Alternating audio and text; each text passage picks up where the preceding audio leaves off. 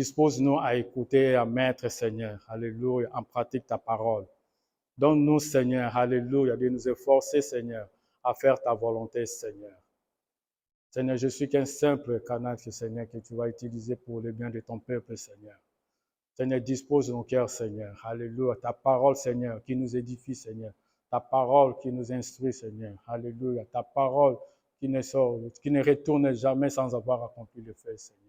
Béni sois-tu, Seigneur, dans le nom puissant de Jésus-Christ. Alléluia. Que tous les saints disent Amen. Amen, amen, amen. Amen. Alléluia. Alléluia. Alléluia. Amen. Amen.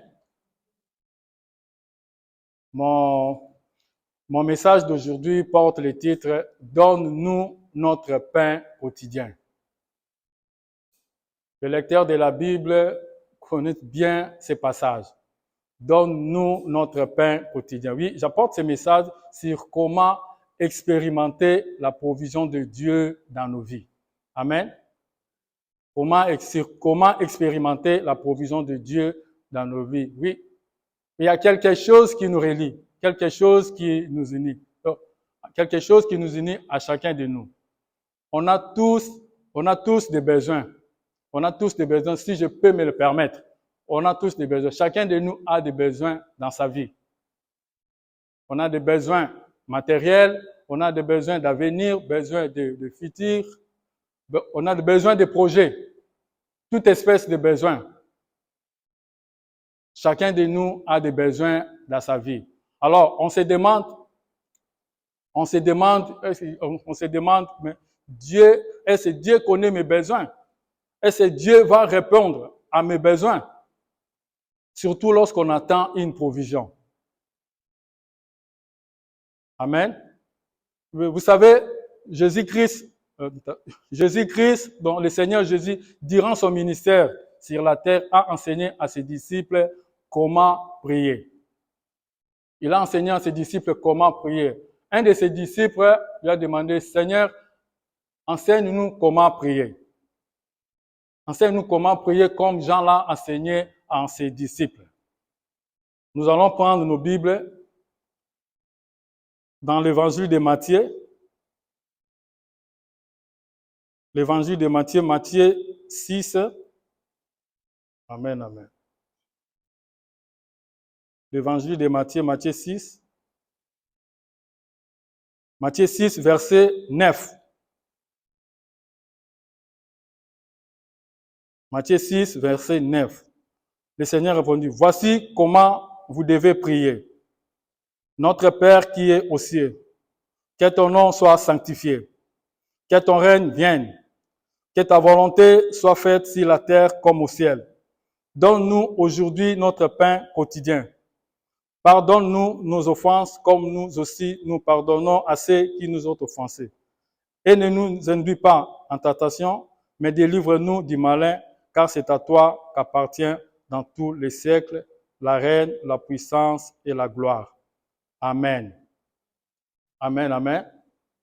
Donc, la prière qu'on retrouve dans Matthieu, c'est une prière qui est récitée partout dans le monde, par des millions de personnes à travers le monde. Cette prière est lue dans des messes, dans des cultes, dans des réunions. La prière Notre Père, dans la prière Notre Père qui est un modèle pour les chrétiens. Cette prière est mémorisée et récitée partout dans le monde. Mais ce n'est pas juste une récitation, mais plutôt une démarche que le Seigneur a proposée à ses disciples pour les prières, pour que les prières que nous adressons au Père soient exaucées. Amen. Donc, c'est pourquoi il est important de suivre cette démarche avec sincérité et conviction, car c'est ainsi que nos prières seront exaucées. Alléluia. Oui. Matthieu 6, 11. Donne-nous aujourd'hui notre pain quotidien. La signification exacte, ça ce sont mes recherches que j'ai faites. La signification exacte du mot traduit par quotidien est difficile à déterminer, car il n'est employé nulle part ailleurs, excepté dans le passage parallèle dans l'évangile de Luc 11:3. Luc 11:3, la Bible nous dit, je lis au nom puissant de Jésus, donne-nous chaque jour notre pain quotidien. Luc 11:3, donne-nous chaque jour notre pain quotidien. Oui, diverses autres traductions ont été suggérées. Le pain qui suffit, le pain propre à notre substance, le pain nécessaire. Elles expriment toute la même pensée que nous devons dépendre de Dieu jour après jour pour tous nos besoins à mesure qu'ils se présentent. Amen. Que nous devons dépendre de Dieu jour après jour pour tous nos besoins, pour tous nos besoins qui se présentent. Alléluia. Donc, cette requête dans l'évangile de Matthieu 11, cette requête ne nous autorise pas à demander à Dieu des provisions pour l'avenir, mais demander à Dieu ce qui est nécessaire pour chaque jour. Amen. Donne-nous aujourd'hui notre pain quotidien. Amen. Donc, cette requête ne nous autorise pas à demander à Dieu des provisions pour l'avenir. Non. Mais ce qui est nécessaire pour aujourd'hui. Pour aujourd'hui. Donc, dans l'Ancien Testament,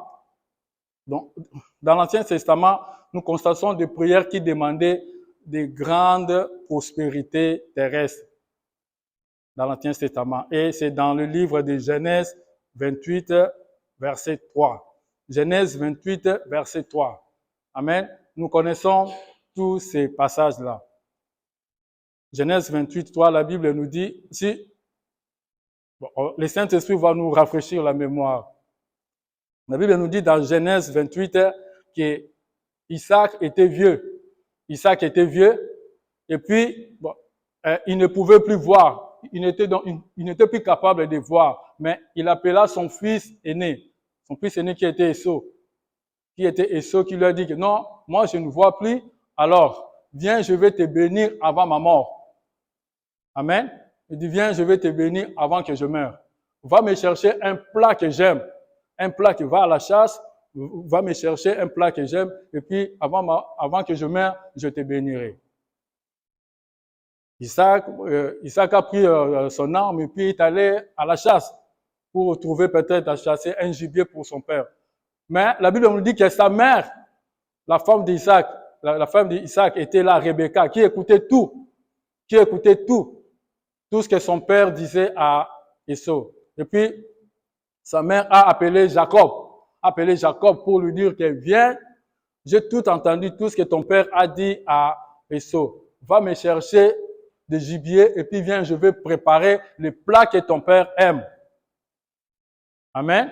Et puis sa mère, vous connaissez l'histoire, sa mère a préparé tous les plats et puis il a donné à Jacob. Jacob, comme Isaac ne voyait plus, Isaac était vieux, Isaac était déjà devenu vieux dans ses yeux, ne voyait plus là. Alors il voulait bénir et puis mourir.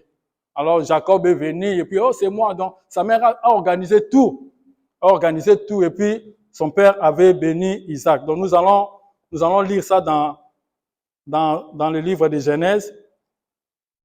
Dans le livre de Genèse 28. Genèse 28, verset 3. Je lis au nom puissant du notre Seigneur Jésus-Christ. Écoutez la bénédiction que Isaac a demandé pour Jacob. Que le Dieu Tout-Puissant te bénisse, te rend fécond et te multiplie afin que tu deviennes une multitude de peuples. Verset 4. Qu'il te donne la bénédiction d'Abraham à toi et à ta postérité avec toi, afin que tu possèdes le pays où tu habites comme étranger et qu'il a donné à Abraham. Amen. Donc, vous voyez comment est-ce que Isaac a demandé la bénédiction. Une grande bénédiction terrestre. Bénédiction terrestre pour Jacob. Dans cette requête, Isaac a demandé à Dieu de bénir puissamment, de bénir Jacob. Alors, j'aimerais dire à quelqu'un que tu fasses aussi cette prière. Demande une grande prospérité terrestre pour ta famille, une grande prospérité terrestre pour tes descendants, une grande prospérité terrestre pour toi-même. Parce que notre passage d'aujourd'hui, notre thème d'aujourd'hui nous dit, donne-nous aujourd'hui notre pain quotidien. Ce n'est pas pour l'avenir, mais c'est aujourd'hui. Amen. Aujourd'hui. Donc, ma prière est que le Seigneur bénisse ma famille. Ma prière est que le Seigneur bénisse l'ambassade de Jésus-Christ. Ma prière est que le Seigneur bénisse tous nos enfants pour aujourd'hui, au nom puissant de Jésus-Christ. Quelqu'un peut dire Amen? Amen, alléluia. Amen, amen, amen. Amen. Amen. Amen. Oui, Matthieu 6, 9, notre thème. Donne-nous aujourd'hui notre pain quotidien. Alléluia. Oui, cependant, nous voyons comment la vie est devenue chère. Nous voyons comment la vie c'est en train de se poser là. La vie chère est en train de se poser. Une flambée de prix, l'augmentation des produits, l'inflation. Là, nous voyons maintenant que notre thème, donne-nous aujourd'hui notre pain quotidien. Notre thème d'aujourd'hui commence à prendre son vrai sens. Parce que le monde, beaucoup de monde ont des difficultés. La vie chère, on ne peut rien faire. Il y en a qui ont tombé en faillite. Il y en a qui cherchent comment soutenir sa famille, comment épauler. On a vraiment des besoins financiers, toute espèce de besoins. Et que voilà maintenant notre thème commence à prendre son vrai sens, l'importance de notre thème d'aujourd'hui. Alléluia. Amen. Donc, cette requête de prière prend tout son sens et sa signification profonde. Donne-nous aujourd'hui notre pain quotidien. Donc, nous voyons que le Seigneur veut que nous prions pour nos besoins, nous prions pour tous nos besoins, Donc, nous rendons devant la face de Dieu humblement et respectueusement et que nous présentons tous nos besoins. C'est ça que le Seigneur veut.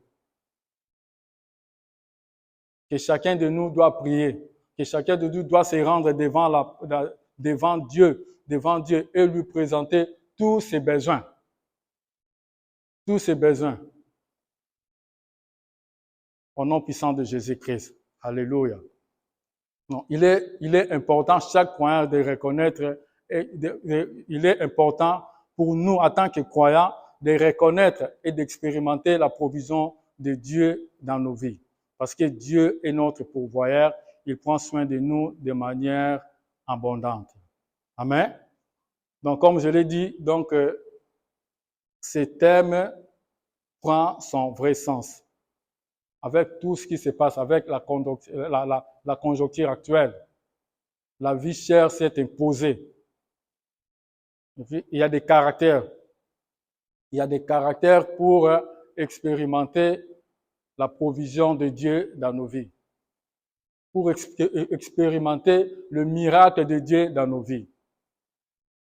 Première étape, Dieu est la source de notre provision. Dieu est la première source de notre provision. C'est Dieu. Donc nous devons considérer Dieu comme la source de tout. Nous devons considérer Dieu parce qu'il y en a beaucoup qui ont tendance à considérer leur travail. Leur travail, c'est mon travail qui est la source, c'est mon revenu, mon salaire qui est la source. Ce n'est pas Dieu. Ce n'est pas Dieu, non, c'est mes business, non, ce sont mes projets qui est la source. Non, c'est considérer Dieu comme la source. Considérer Dieu comme la première source de provision. Amen. Dans le livre d'Exode, Exode 16, 35, la Bible nous dit, les enfants d'Israël mangèrent la manne pendant 40 ans jusqu'à leur arrivée dans un pays habité. Ils mangèrent la manne jusqu'à leur arrivée aux frontières du pays de Canaan. pendant 40 ans. Pendant 40 ans dans le désert. Nous savons que dans le désert, il n'y a rien. Il n'y a rien. On ne peut pas cultiver. On ne peut pas travailler. On ne peut rien faire. Mais pendant 40 ans, le Seigneur a donné la manne. Donc, ils n'ont manqué de rien. Donc, nous voyons que pendant toutes ces 40 années, le Seigneur a été la première source de provision pour les enfants d'Israël. Donc, le Seigneur a été la provision pour les enfants d'Israël. Néhémie 9, 21, la Bible nous dit, pendant 40 ans, tu pourvis à leur entretien dans le désert et ils manquèrent de rien. Leurs vêtements ne s'usèrent point et leurs pieds ne s'enflèrent point. Pendant 40 ans, leur première source était Seigneur. Ce n'était pas leur préoccupation, ce n'était pas leur... Parce que d'ailleurs, dans le désert, ils ne pouvaient rien faire. Ils ne pouvaient rien faire. Mais Dieu a pris soin des enfants d'Israël pendant 40 ans. Donc, tous les 40 ans, il était avec. Donc, Dieu était avec. Et donc, Dieu, la Bible dit, donc, il pourvoit à tous nos besoins et nous donne tout ce que nous avons besoin pour vivre pleinement. Donc, Dieu est la source de notre première provision. Donc, Dieu est là, la source de donc, la nourriture. Nous dépendons de Dieu. Donc, c'est Dieu qui te donne la nourriture. La santé, c'est Dieu qui te donne. La force pour aller au travail, c'est Dieu. Amen. La force pour aller au travail, c'est Dieu. Tout ce que tu en as besoin, c'est Dieu qui te le donne. Tu ne vas pas dire que non, c'est mon travail. Comme ici, il y en a qui habitent, comme si au Canada, là, il y en a qui habitent, qui vivent après nos chèques. On attend seulement nos chèques, nos revenus. Nos revenus. Nous disons que non, c'est mon salaire, c'est mon revenu qui est ma première source. Non, jamais. C'est Dieu qui est notre première source. C'est Dieu qui nous donne la force. Tu te réveilles le matin pour aller au travail. C'est Dieu qui te donne la force. La santé, c'est Dieu qui te donne. Donc, c'est Dieu qui est notre première source de provision. Il pourvoit à tous nos besoins. Il est le pourvoyeur. Amen. Est-ce que quelqu'un peut dire Amen? Amen, amen. Donc, considérez Dieu comme la première source. De ne pas considérer ton travail, tes business, tes affaires. Non, non, non. Dieu est la première source.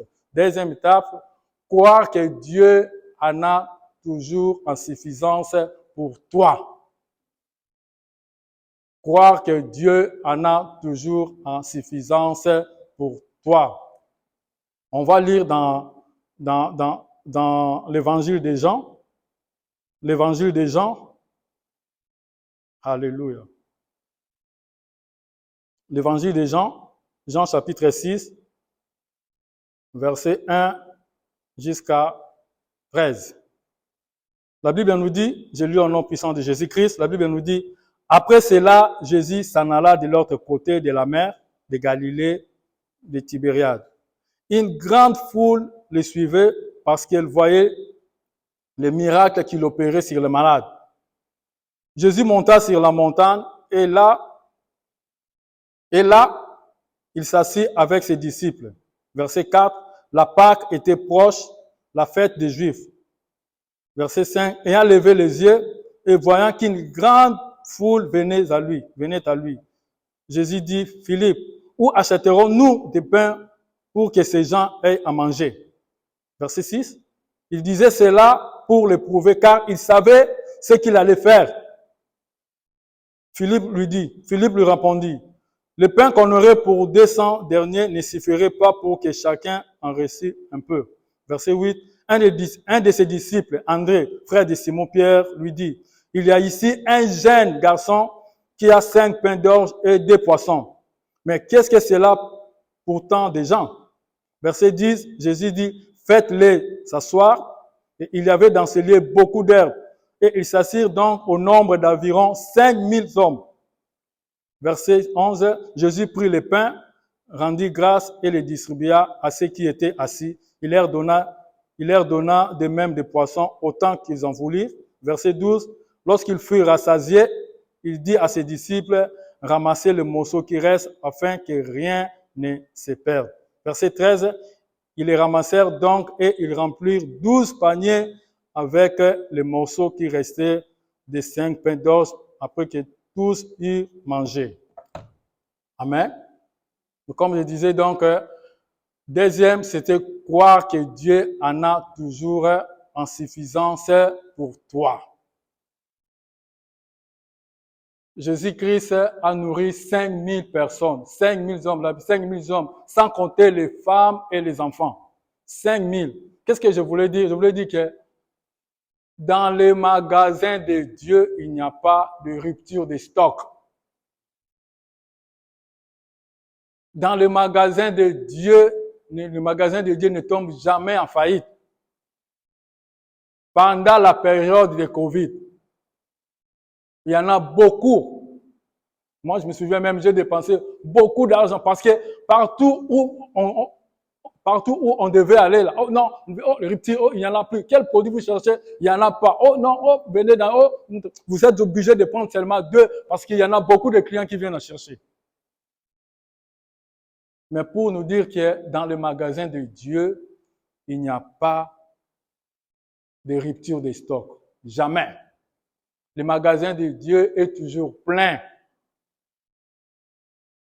Il n'y en aura jamais. Il n'y en aura jamais. Voilà pourquoi, dans le deuxième début, croire que Dieu en a suffisance pour toi. Tu crois que Dieu en a suffisance pour toi. Pas de rupture de stock. Alléluia.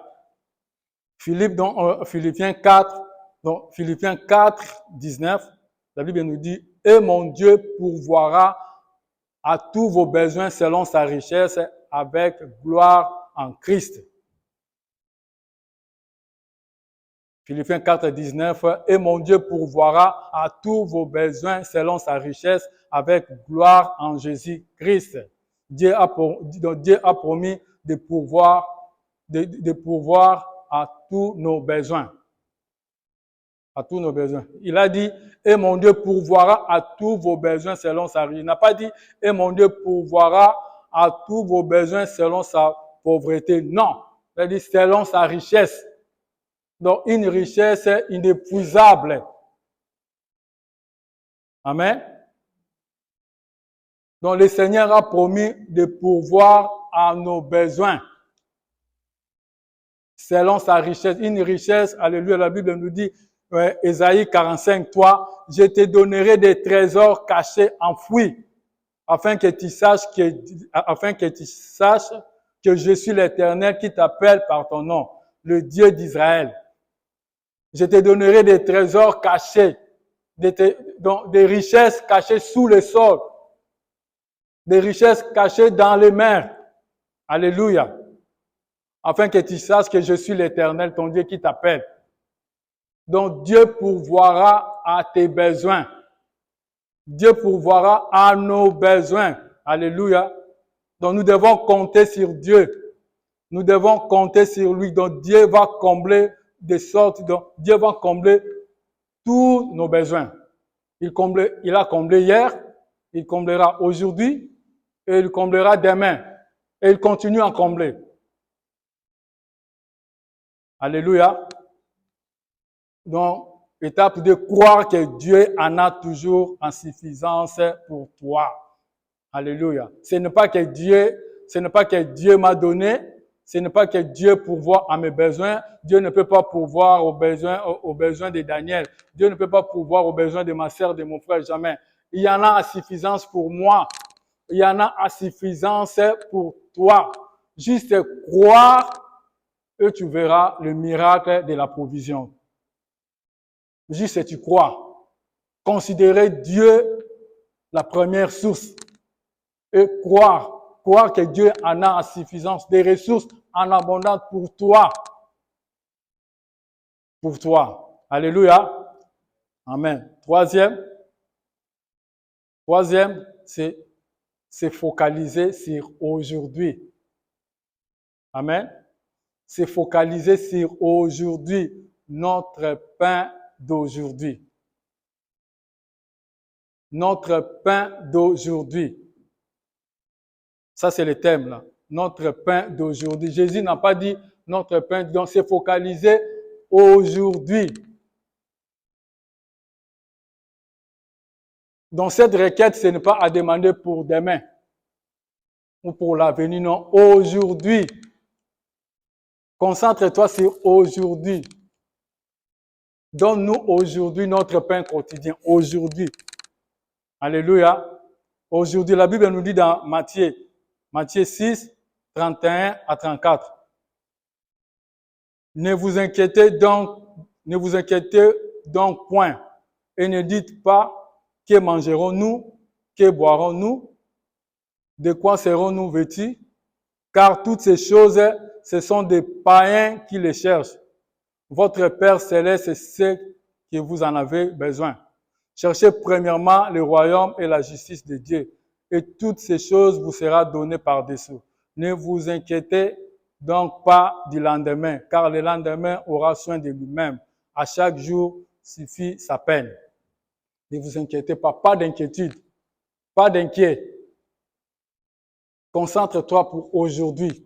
Le Seigneur a dit, donne-nous aujourd'hui notre pain quotidien, le pain de chaque jour. Pas pour demain, pas pour le lendemain, pas pour l'avenir. Je demande mon Seigneur pour aujourd'hui. Alléluia. Alléluia. Amen. L'autre étape, c'est sois précis. La précision. Sois précis.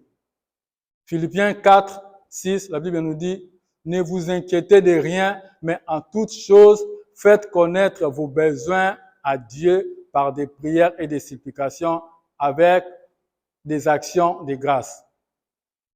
Mais à toute chose, faites connaître à Dieu. Faites connaître, on doit quand même avoir une idée. Faites connaître à Dieu. Expose ta requête à Dieu. Je peux faire une liste. Ce que je veux ceci, je veux pour moi, je veux pour ma famille, je veux pour mes enfants, ce que je veux. Faites au moins une liste de ce que toi tu veux, de ce que tu veux recevoir pour toi, pour ta famille. De ne pas s'inquiéter. Faites connaître à Dieu, expose à Dieu ta requête. Dis-lui qu'est-ce que tu veux. Avoir une idée de ce que tu veux demander réellement à Dieu. Soit, comme le Québécois dit, sois correct. Sois correct, qu'est-ce que tu veux demander. Je dois faire une liste. Moi, je commence à faire des listes. Donc, je fais une liste là, listing là. Tout ce que je veux pour cette année. Tout, je veux ceci, je veux cela. Une liste est là. Amen. L'autre étape, c'est obéir à Dieu. Obéir à Dieu. Ça, c'est le principe divin. Obéir à Dieu. La parole de Dieu, c'est la vie. Alléluia. Nous devons obéir à Dieu. Marcher selon les voies de Dieu. Marcher selon les traces de Dieu. Alléluia. Marcher selon les traces de Dieu. La Bible, comme je viens juste de lire Malachie 3, 10. Malachie 3, 10. Est-ce qu'on peut le relire au nom puissant de Jésus-Christ? Obéir à Dieu. Malachie 3, 10. Alléluia. Je lis au nom puissant de Jésus-Christ. Malachie 3, 10. Apportez à la maison du trésor toutes les dîmes, afin qu'il y ait de la nourriture dans ma maison. Mettez-moi de la sorte à l'épreuve, dit l'Éternel des armées, et vous verrez si je n'ouvre pas pour vous les écluses des cieux. Je m'arrête là. Amen. Ça, c'est l'obéissance. La Bible nous dit, donnez, il vous sera donné. Tu donnes ce que le Seigneur t'a donné. Celui qui donne verra la provision de Dieu. L'obéissance. l'obéissance. Donc, comme dans Genèse 24, 4, 5, Dieu dit à Abraham, je multiplierai ta postérité comme les étoiles du ciel. Je donnerai à ta postérité tous ces contrées. Et toutes les nations de la terre seront bénies à ta postérité. Verset 5, parce que qu'Abraham a obéi à ma voix et qu'il a observé mes commandements, mes statuts et mes lois. Genèse 22, 18, toutes les nations de la terre seront bénies à ta postérité parce que tu as obéi à ma voix. L'obéissance, obéit à Dieu pour expérimenter le miracle de la provision. Toi, tu obéis, tu verras le miracle de la provision. Tu donnes à Dieu, Dieu va ouvrir les fenêtres du ciel pour toi. Parce que tu marches selon les traces de Dieu. Dieu a planifié. Tu suis les voies de Dieu. L'obéissance. Alléluia. Et puis, l'autre étape, c'est prier pour les autres. Prier pour les autres. Le Seigneur, lorsqu'il a prié, il a dit, donne-nous. Il n'a pas dit, donne-moi. Amen. Il a dit, donne-nous. Donne-nous. Voilà pourquoi, lorsque nous prions pour les autres, nous pleurons à l'Éternel. Nous pleurons à l'Éternel. Dans Psaume 126, l'Éternel dit, la Bible nous dit, demandez la paix de Jérusalem, ceux qui t'aiment prospéreront. Demandez la paix de Jérusalem, ceux qui t'aiment prospéreront. Lorsque nous prions pour les autres, le Seigneur va nous bénir. Lorsque nous prions, nous intercédons pour nos frères et sœurs, c'est ça qui plaît à Dieu. Lorsque nous prions pour Ottawa, la ville où le Seigneur t'a placé, le Seigneur dit parce que prie pour la ville, c'est ta responsabilité, ton avenir dépend de cette ville. Amen. Ton bonheur dépend de cette ville. Donc, priez pour les autres. Prie, tu verras le miracle de la provision. Le Seigneur a dit, donne-nous. Il n'a pas dit, donne-moi. Il a dit, donne-nous. Donne-nous. Partagez. Partagez ce que le Seigneur vous a donné avec les autres. Ne sois pas, il ne faut pas avoir cet esprit-là d'égoïsme, l'égocentrisme. Non. Il faut partager. Parce que le Seigneur a dit, donne-nous. Il n'a pas dit donne-moi, donne-nous, donc c'est tout. Donc c'est pour nous. C'est pour nous. Ce que je reçois, je dois aussi partager avec mon frère, avec ma sœur. Ce que je reçois, je partage avec les autres.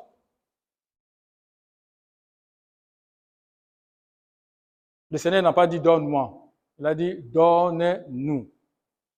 Amen. Alléluia. Alléluia. Notre étape, c'est croire à la bonté de Dieu. Pour expérimenter la provision de Dieu dans nos vies, c'est de croire. Croire à la bonté de Dieu. Si tu crois que Dieu est bon, si tu crois que Dieu est bon, tu vas expérimenter la provision de Dieu. Tu verras la provision de Dieu. Le miracle de la provision. Car Dieu est bon. Sa bonté, c'est sa nature. Il est comme ça. C'est sa nature. C'est sa nature. Vous savez, il y en a beaucoup. Il y en a beaucoup qui possèdent des ressources en abondance. Il y en a beaucoup. Il y en a des milliardaires. Donc, je peux aller chez lui, là, je peux aller, est-ce que mon frère, tu peux m'aider? Il dit, oh non, je ne peux pas t'aider parce que j'ai déjà aidé une autre personne, tu vois, ceci, là, il se tient des prétextes. Parce qu'il n'est pas bon. La bonté, ce n'est pas sa nature. Mais Dieu est bon. Ce n'est pas parce qu'il a aidé Daniel, il ne peut pas m'aider. Il est bon, il est comme ça, c'est sa nature. Notre Père est bon. Alléluia.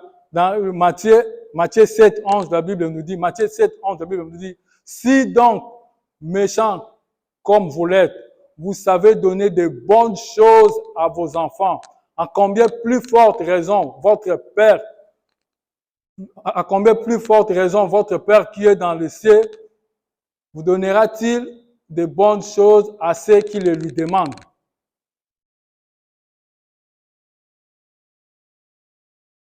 Dieu est bon. Il ne peut pas donner de mauvaises choses à ses enfants. Dieu est notre Père, c'est notre Père. Il sait au moment où il va te donner. Ce n'est pas qu'il va te donner tous les jours. Non, non, non. Il sait quand est-ce que tu en as besoin. Dieu est notre Père.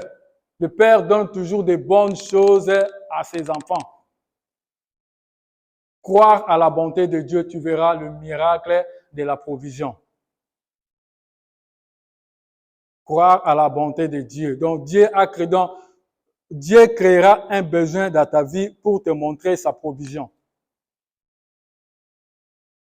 Dieu crée un besoin dans ma vie pour me montrer sa provision. Et Dieu connaît mes besoins. Il connaît mes besoins que moi-même. Il connaît tes besoins. Il connaît tes besoins que tu les connais toi-même. Donc nous ne manquerons de rien. Nous ne manquerons de rien. Parce que notre Seigneur est le pourvoyeur. Il pourvoit à nos besoins. Alléluia. Il pourvoit à nos besoins. Il pourvoit à nos besoins. Donc, j'ai dit, considérez Dieu comme la première source. Considérez Dieu la première source. Dieu est la première source. Ce n'est pas mon emploi, ce n'est pas mes affaires, ce n'est pas mes projets, ce n'est pas mon travail. C'est Dieu qui te donne la force. Alléluia. Et deux, c'était croire que Dieu en a toujours en suffisance. Croire que Dieu en a toujours en suffisance pour toi. Dieu en a toujours. Donc, j'ai dit dans le magasin de Dieu, il n'y a pas de rupture. Non, non, non, il n'y a pas de, non, non, non, non, non, non, non, non, non, non, non, non. Il y en a toujours suffisance pour toi. Il y en a toujours suffisance pour toi. Et, troisième, je dis, c'est focaliser sur aujourd'hui. Ce n'est pas pour le lendemain. Ce n'est pas pour demain. Ce n'est pas pour un avenir. Donc, nous devons dépendre de Dieu de jour après jour pour ce qui est nécessaire pour chaque jour. Amen. Et puis, je dis, sois précis. Sois précis, sois précis, sois précis. Qu'est-ce que tu veux? Fais une liste à toi. Fais une liste de tous tes besoins. Parce qu'il est le pourvoyeur. Il pourvoit à tous nos besoins. Nous avons tous des problèmes. Donc, il y a quelque chose qui est en commun à nous. C'est des besoins. Des besoins, des besoins. Mais Dieu est là et le pourvoyeur. Amen. J'ai dit obéir à Dieu. Alléluia. Si tu obéis à Dieu, l'obéissance, tu verras le miracle de la provision. Tu verras le miracle de la provision. J'ai donné l'exemple de Malachie 3, 10. L'obéissance. L'obéissance à Dieu, Dieu va ouvrir les fenêtres du ciel pour toi. Dieu a ouvert les fenêtres du ciel pour ta famille. L'obéissance à Dieu, marcher selon les traces de Dieu, marcher selon le voie de Dieu. Amen. Et puis, prie pour les autres. De prier pour les autres. De prier pour les autres.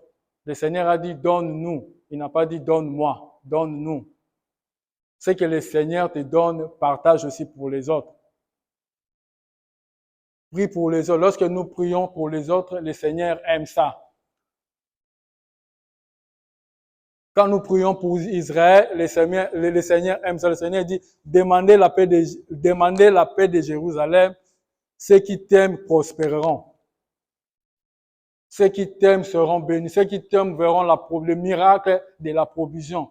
Quand tu pries pour ton frère, quand tu pries pour les saints, tu verras le miracle de la provision.